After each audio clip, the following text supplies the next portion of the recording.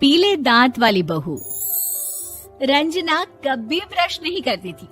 उसे कितनी बार उसके माँ बाप ने डांटा, लेकिन उसका कोई असर उस पर होता ही नहीं था, जिस कारण से उसके दांत पीले पीले हो जाते हैं।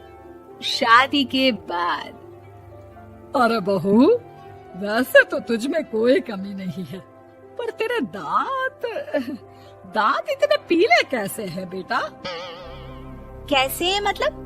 कोई सर्जरी थोड़ी ना कराइए। वो तो क्या नाम, मैं ब्रश नहीं करती थी तो पीले हो गए। अब क्या करूं?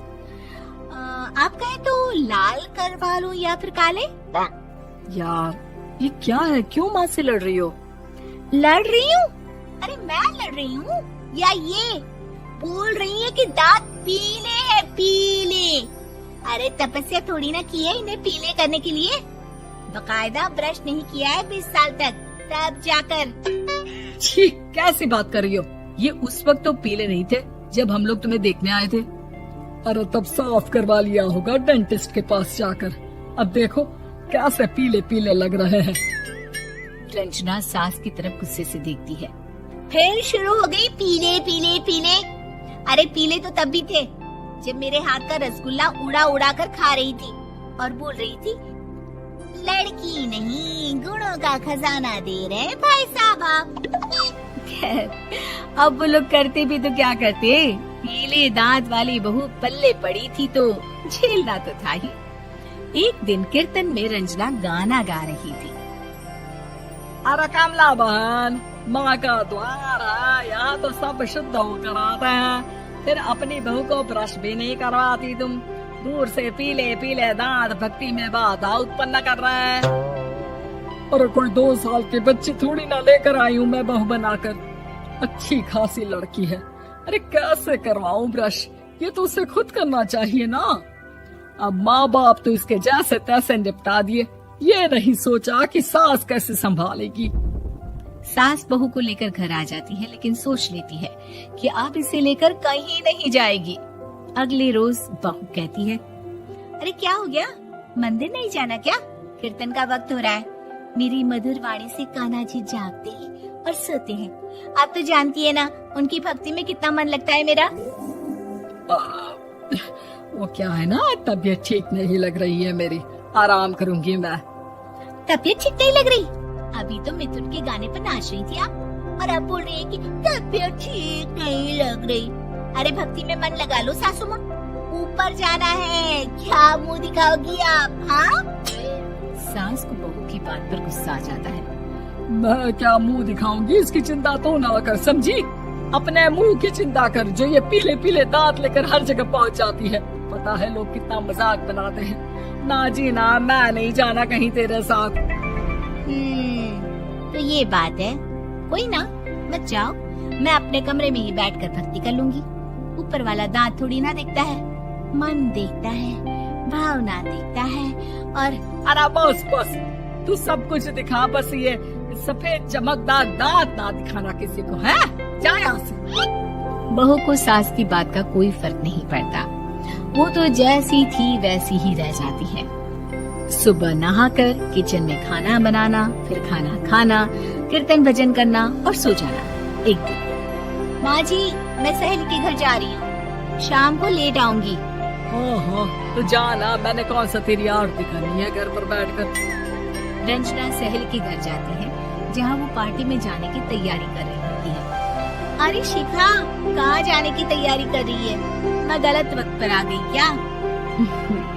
अरे नहीं यार, हम तो सही वक्त पर आई है। मैंने ये साड़ी और ज्वेलरी निकाली है यार, शाम को इनके ऑफिस की एक पार्टी में जाना है। बताना कैसा लग रहा है ये सब? नहीं यार, इस ड्रेस के साथ तो वो वाली ज्वेलरी अच्छी लगेगी। हाँ, सही बोल रही है, मैंने ध्यान ही नहीं दिया। वैसे तो हमेशा से मस्त फैशन सेंस रखती है।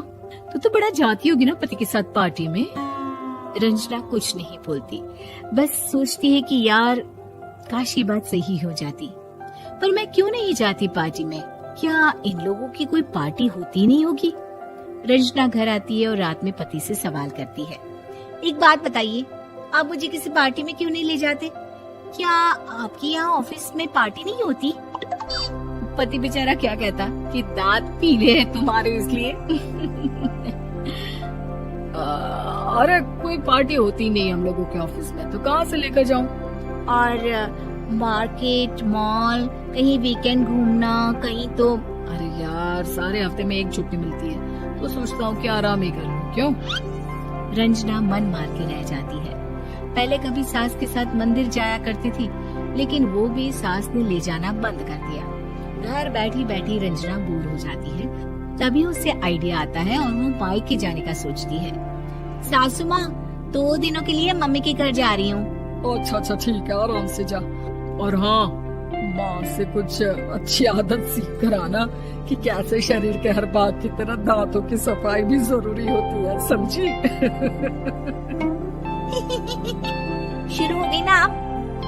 वो लोग आपकी तरह नहीं है कि छोटी छोटी बात का बतंगड़ बना दे।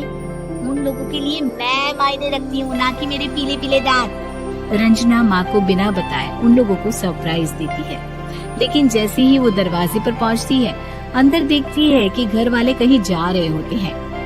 अब माँ, काश रंजना दीदी के दांतों वाली प्रॉब्लम नहीं होती, तो वो भी हम लोगों के साथ चलती ना बुआ जी की बेटी की शादी में। हाँ बेटा, लेकिन अब उसे कौन समझाए कि उसको उसके पीले दांत नहीं दिखते, लेकिन उसके आसपास के लोगों को कितना एम्बैरेसिंग फील कराते हैं।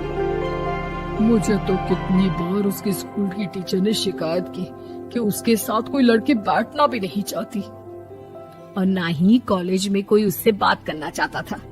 लेकिन पता नहीं क्यों उसे ये बात समझ में ही नहीं आती।